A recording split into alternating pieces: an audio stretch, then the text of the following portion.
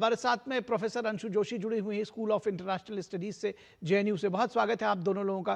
प्रभुदयाल जी, सबसे पहले आपके पास आते हैं और ये समझने की कोशिश करते हैं। सबसे पहले अगर आपसे कहा जाए कैसे आकलन करेंगे इस समझौते का, हमारे दर्शकों को कैसे समझाएंगे कि ये कितनी बड़ी चीज दोनों एक यूरोपियन यूनियन और भारत के लिहाज से ये है।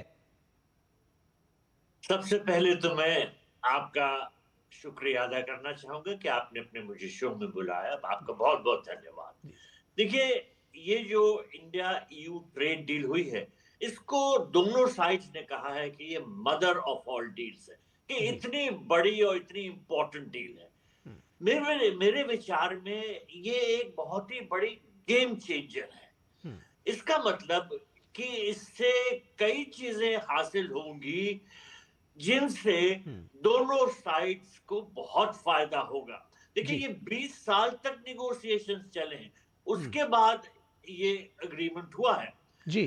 तो इसमें एक जो बहुत महत्वपूर्ण बात है कि ये 2 बिलियन लोगों को, भारत के और यूरोप के, उनको कनेक्ट करेगी, जो कि लगभग 25% ग्लोबल जीडीपी का हिस्सा है। दूसरी बात, जैसा आपने खुद जिक्र किया, एक्सपोर्ट को बहुत फायदा होगा।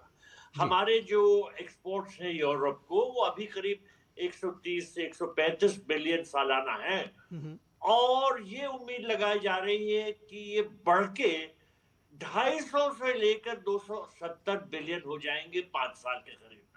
जी।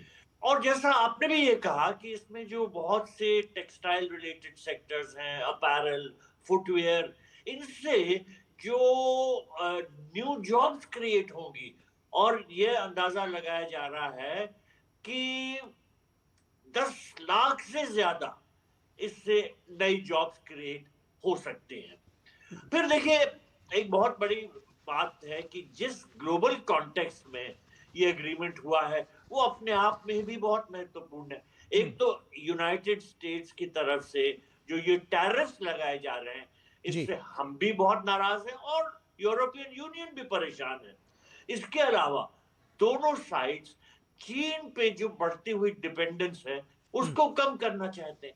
तो इन दोनों मामलों के संदर्भ में अगर इस तरह का ट्रेड एग्रीमेंट होता है और एक दूसरे को हम सहायता देते हैं, तो ये जियो पॉलिटिकल पिवट के तौर पर ये अग्रीमेंट सामने आएगा।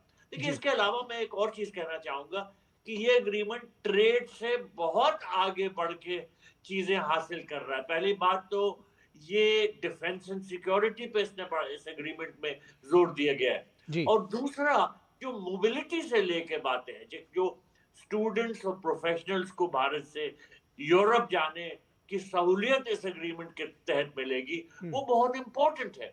तो ले लेके देखिए, सबसे इंपॉर्टेंट सेक्टर्स हैं टेक्सटाइल्स एंड अपैरल, जिन पे जो ड्यूटीज कम हो गई हैं और हट गई हैं, उससे भारतीय गारमेंट्स जो है, वो कुछ जैसे देश जो हमारे राइवल्स हैं, जैसे वियतनाम और बांग्लादेश, उनके साथ हमको कुछ एडवांटेजेस मिल जाएंगे, क्योंकि उन पे अभी टैरिफ्स हैं। फिर फार्मा, केमिकल्स, ये सब ऐसे हैं जिनसे अब यूरोप में जो रेगुलेटरी अप्रूवल्स हैं, वो अब जल्दी होंगे।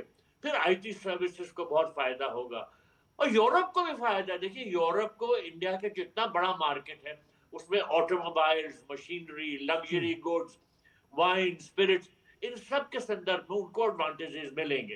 तो ले लेके ये बात है कि दोनों साइड्स के लिए ये बहुत अच्छा अग्रीमेंट है, और जैसा मैंने पहले कहा था, इसको हम एक गेम चेंजर के तौर में समझ सकते हैं। जी बिल्कुल, गेम चेंजर के तौर पर समझ सकते हैं। तो